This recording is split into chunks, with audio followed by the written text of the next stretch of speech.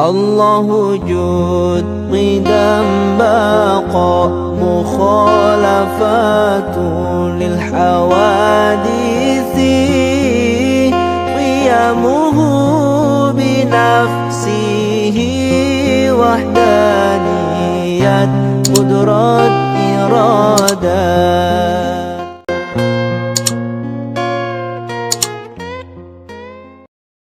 Assalamualaikum warahmatullahi wabarakatuh. Bismillahirrahmanirrahim. Allahumma sholli ala sayyidina Muhammad wa ala ali sayyidina Muhammad. Ilahi anta maksudi waridoka matlubi a'tini mahabbataka wa marifataka. Kehadapan dan di hadapan guru agung kita semua, para ahli silsilah thariqah qadriyah tabandiyah ma'had segalaya, wabil khusus Sayyiduna wa mursyiduna pada zaman Pangresa Abaos Qaddas Sirahu. Semoga Allah berkahi kesehatan dunianya, sempurnakan kesehatannya, dan Allah limpahkan karomah dan barokah lebih banyak untuk kepentingan kita para murid-muridnya. Al-Fatihah. A'udzubillahi minasyaitonirrajim. Bismillahirrahmanirrahim. Alhamdulillahirabbil alamin arrahmanirrahim maliki yaumiddin. Iyyaka na'budu wa iyyaka nasta'in ihdinas siratal mustaqim. Shiratal ladzina an'amta 'alaihim ghairil maghdubi 'alaihim waladdallin. Yang saya hormati dan saya muliakan al-mukarramun, wabil khusus para wakil talqin yang hadir dalam kesempatan ini. Mungkin ada Kiai Mahmud Daksan, ada Kiai Ucup, dan lain-lain. Ada Ajengan Tedi. Pokoknya semuanya saja mukarramun, asatid, asatidah, para ajengan, para kiai yang insya Allah dimuliakan Allah Subhanahu wa taala. Yang saya hormati pimpinan MOS Teh Susi, si milik kita dan kawan-kawan gitu. Kita pemangku manakib dalam kegiatan acara MOS ya. Saya lagi menghafalkan MOS ya. Manakib online sedunia. Dan seluruh para ikhwan ahwat pecinta kesucian jiwa yang insya Allah diberkahi Allah Subhanahu wa taala, dan melalui barokah manakib ini semoga Allah limpahkan keberkahan kesehatan buat kita semua. Allah mudahkan semua urusan kita, baik urusan dunia maupun urusan akhirat. Allah berkahi kita semua dengan keluarga, anak keturunan kita yang soleh dan solehah. Al-Fatihah. A'udzubillahi minasyaitonir rajim. Bismillahirrahmanirrahim. Alhamdulillahirabbil alamin arrahmanirrahim. Iyyaka na'budu wa iyyaka nasta'in ihdinas siratal mustaqim. Shiratal ladzina an'amta 'alaihim ghairil maghdubi 'alaihim waladdallin.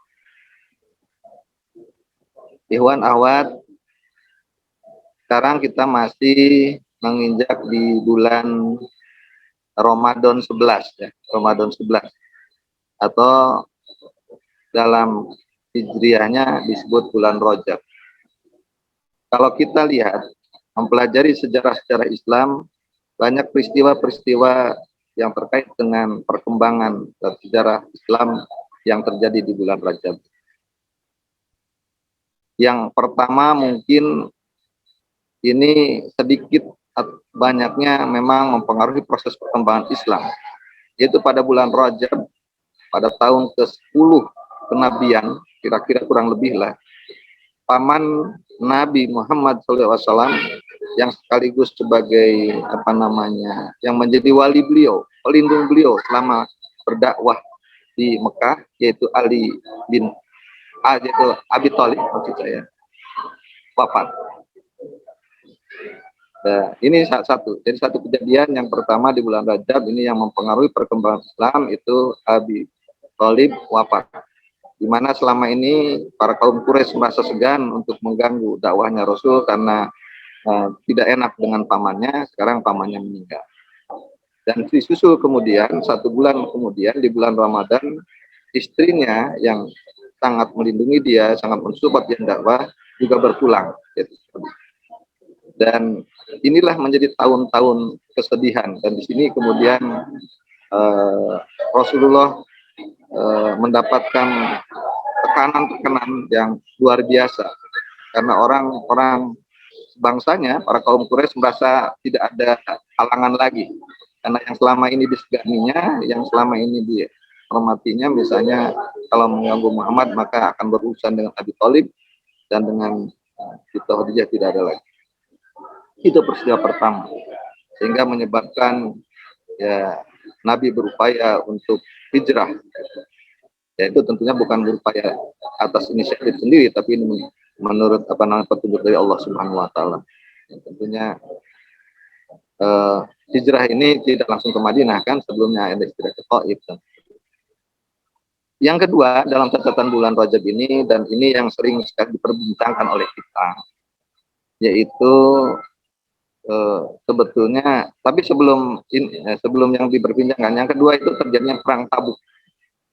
Perang Tabuk yang dipimpin oleh Rasulullah SAW sendiri.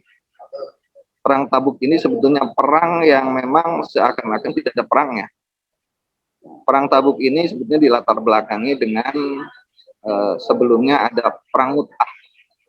Perang Mut'ah di mana pada sekitar abad tahun ke-8 mungkin ya. Tapi ini sebetulnya udah belakang. Tabuk ini udah Nabi sudah kira-kira di tahun ke-9 Hijriah. Perang Tabuk ini dilatar belakangi dengan perang Mu'tah. Perang Mu'tah ini pasukan Islam ingin menghadapi pasukan dari Bizantium, Romawi. Dan memang di sini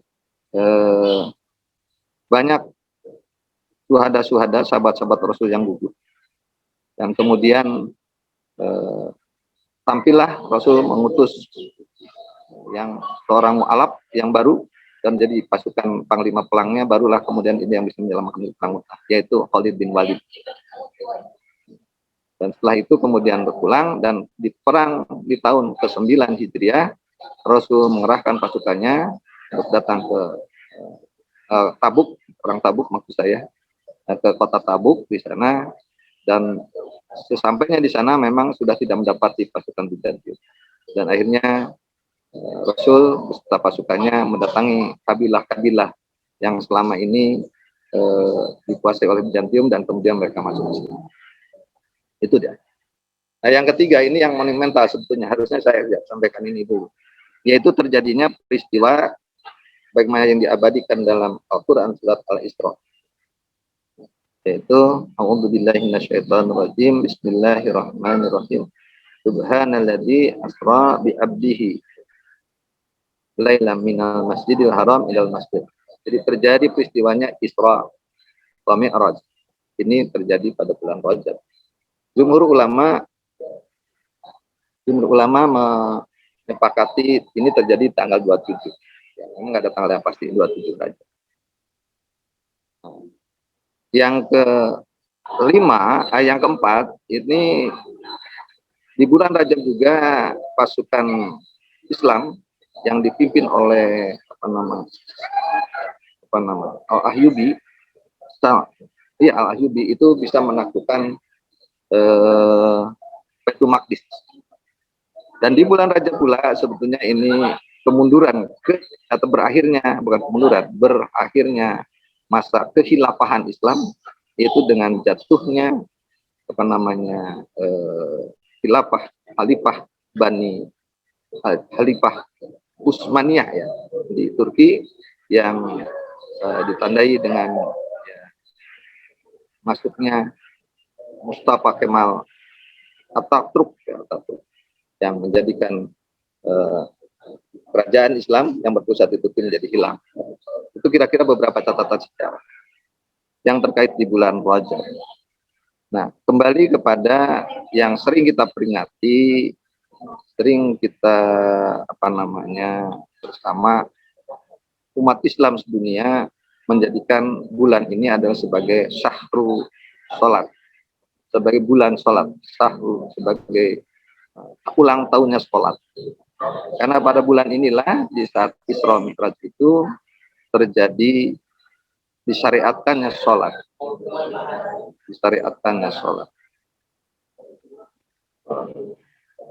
Disyariatkan sholat ini yang kita lakukan saat ini menjadi kita lakukan sholat sehari semalam diwajibkan 5 kali.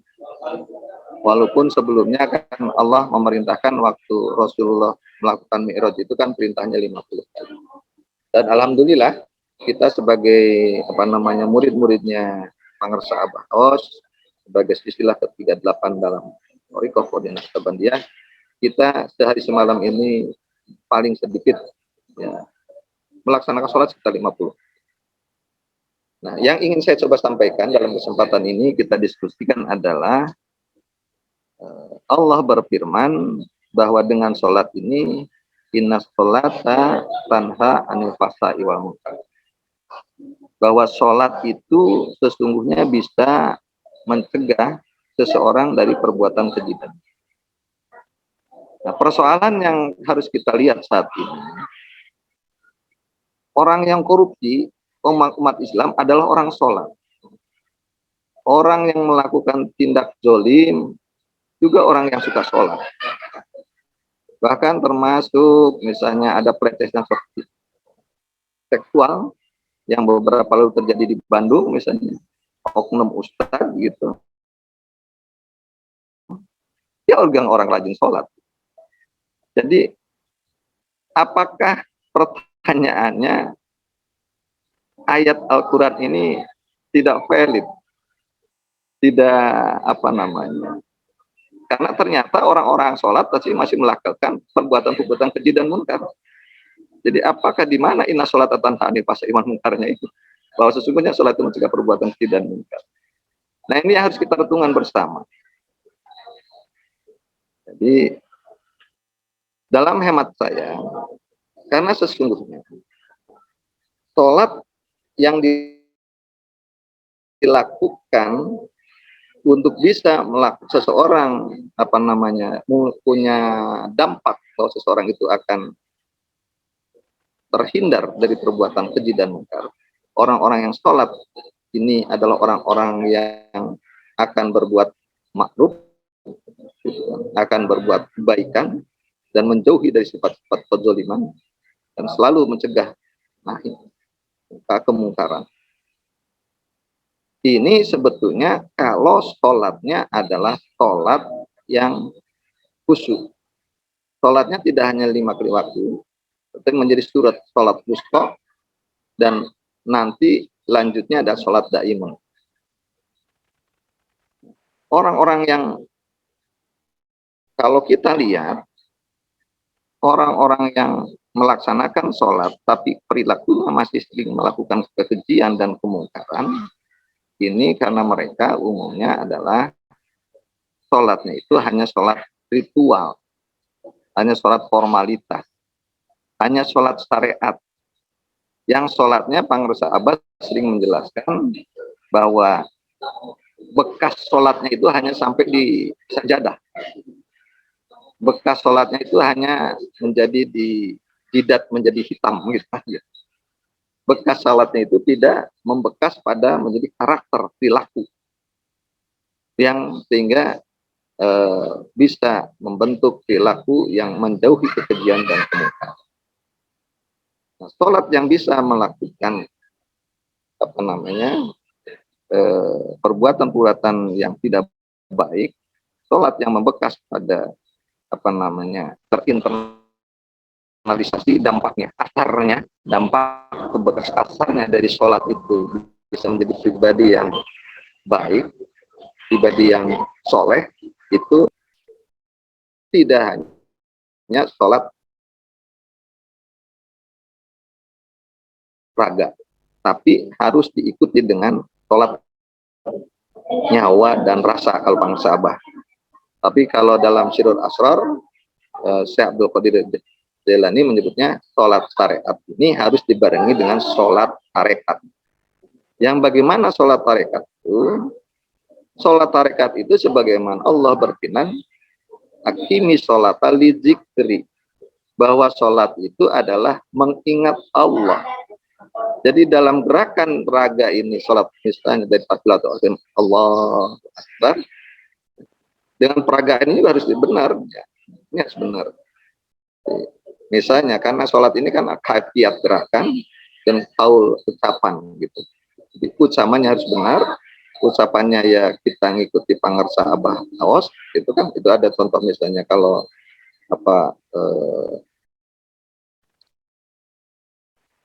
langgamnya gitu kan. Memang langgam bacaan sholat beda-beda, Al-Fatihah silahkan, tapi karena kita kan ikut guru ya, mestinya supaya kita kalian robitoh yang ikut langgam guru. Bismillahirrahmanirrahim. Alhamdulillahirabbil alamin. Kafiatnya itu. Kafiatnya gerakan itu.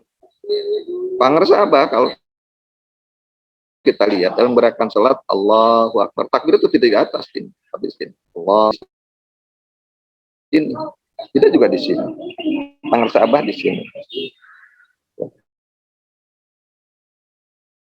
Di bawah pusat. Pandangan mata kemana? Pandangan matanya tertuju ke ujung sadar, tapi agak bilik ke kiri sambil kita tekan gitu ya. Jadi sambil melihat ke wajah. Allahu Akbar. Ruku. Saat ruku, pandangan mata bukan melihat ke tempat sujud, tapi melihat ke antara dua kaki.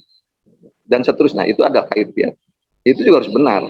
Tapi sholat yang kaifiat dan qauliyah dalam syariat saja, tanpa dibarengi dengan sholat tarekat, inilah sholat yang nanti bekasnya hanya sampai di sajadah, atau kalau jidat hanya jidat. Sehingga tidak membekas menjadi karakter, menjadi pribadi yang baik, pribadi yang soleh, yang bisa menjauhi dari perbuatan keji dan munkar. Sehingga firman Allah, inna sholata tanha anil fahsya'i wal munkar, ini bisa terwujud. Ini kalau sholat syariat tadi, sholat raga tadi bisa diikuti dibarengi dengan sholat tarekat, yaitu dengan zikir kopi di sepanjang sholat kita itu. Nah, ya, sholat semacam inilah dan zikir kopi ini yang menyertai kita sepanjang sholat kita, tidak terbatas setelah salam sholat kemudian berhenti. Ini kan terus. Makna daripada zikir kopi ini kan ini tidak hanya sekedar kita mengingat. Kalau kita ingat, kita merasa bersama Allah. Kita bersama Allah. Kalau kita sama Allah, bersama Allah, kita merasa dilihat oleh Allah, bersama oleh Allah.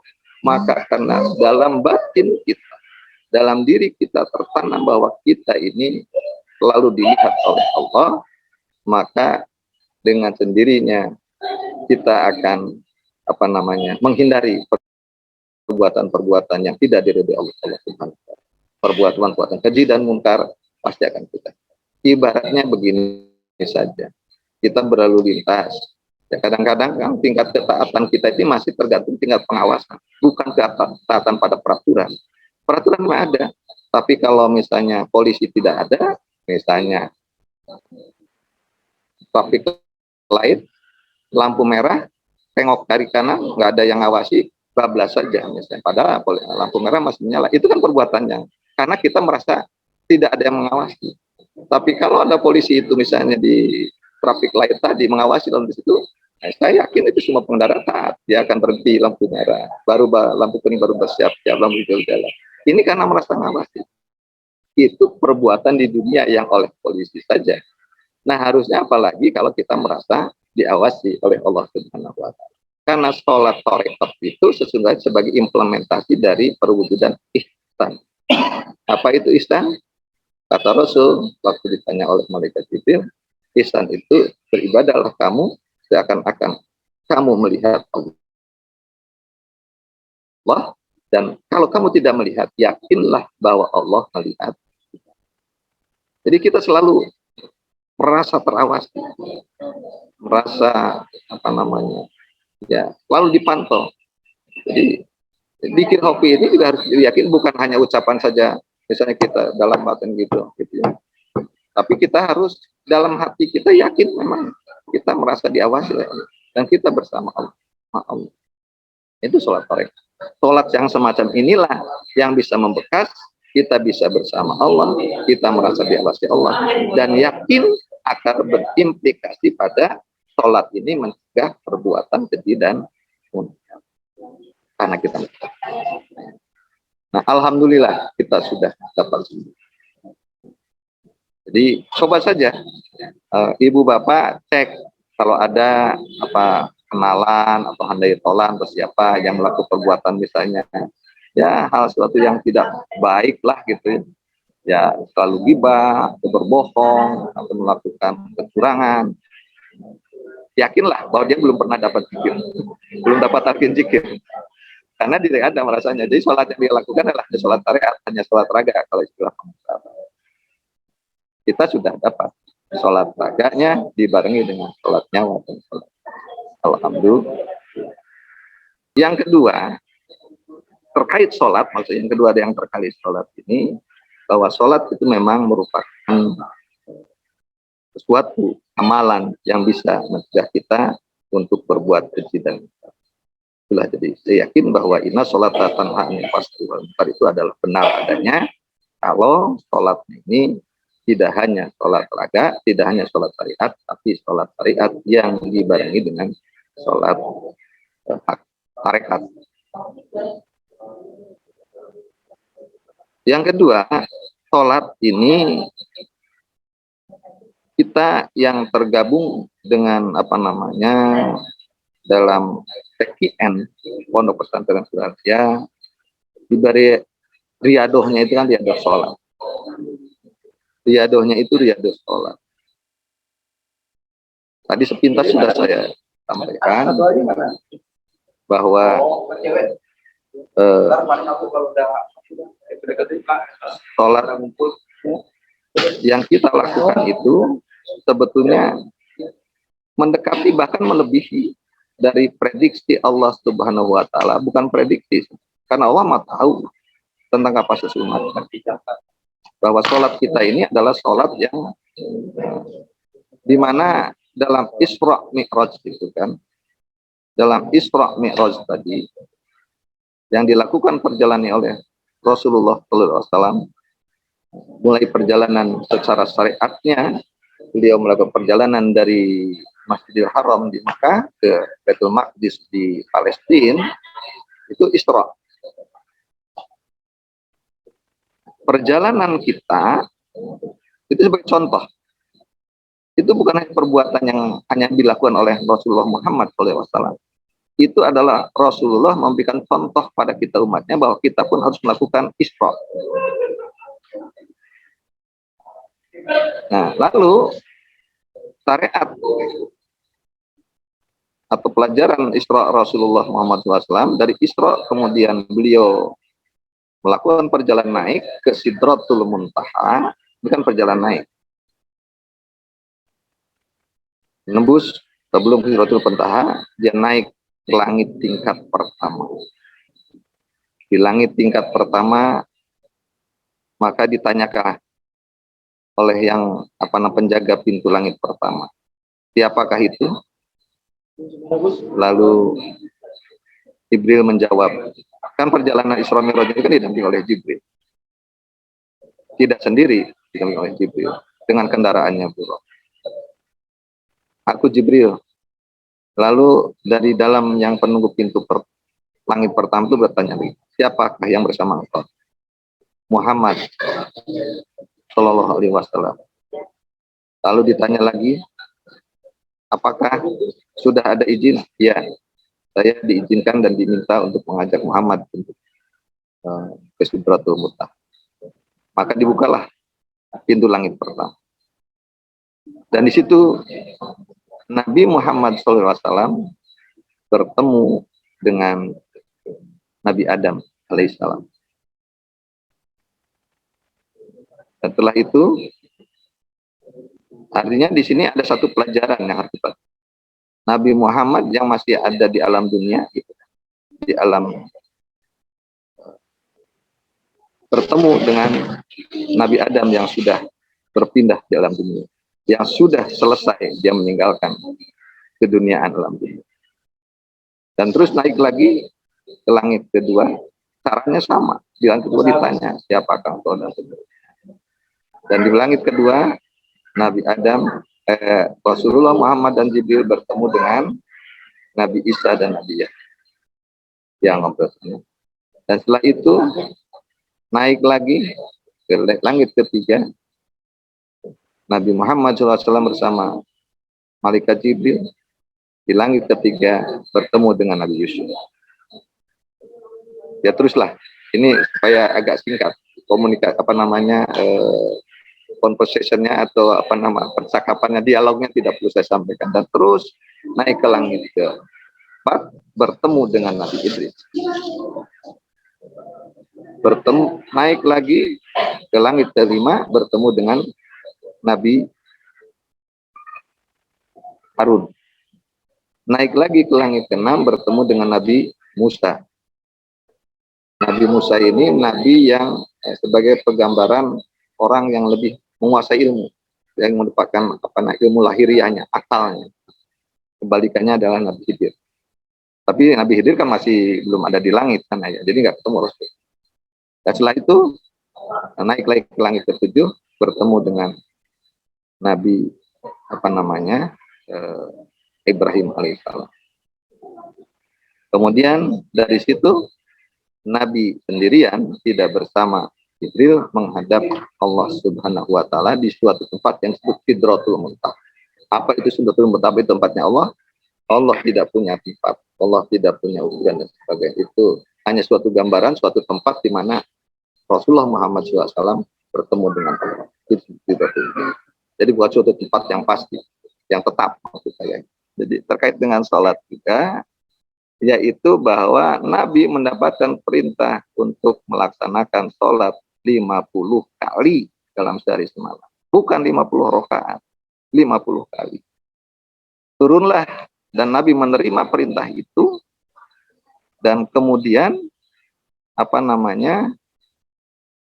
turun ke langit ke-7 disambut oleh Nabi Ibrahim dan ditanya oleh Nabi Ibrahim, "Ya Muhammad, apa yang kau dapatkan dari Allah Subhanahu wa taala?" Nabi menjawab, "Kami disyariatkan untuk melaksanakan sholat sehari semalam 50 kali." Nabi Adam karena orang yang baik dan lurus-lurus saja, ya alhamdulillah baik, laksanakanlah.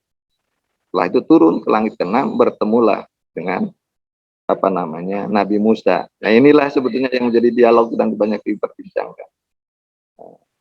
Nabi Musa juga bertanya, "Apa yang kau dapatkan dari Allah ya Muhammad?" Nabi Muhammad menjawab, "Kami disyariatkan untuk melaksanakan 50 kali dalam sehari semalam."